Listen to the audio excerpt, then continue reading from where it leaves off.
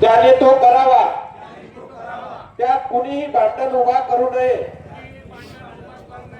मी शिवरायांच्या विचारांचा पायीक कधीही जाती धर्माच्या नावाने भेदभाव करणार नाही.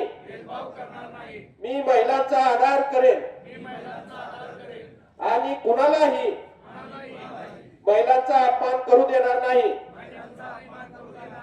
मी अंधश्रद्धांना बळी पडणार नाही. छत्रपती शिवरायांच्या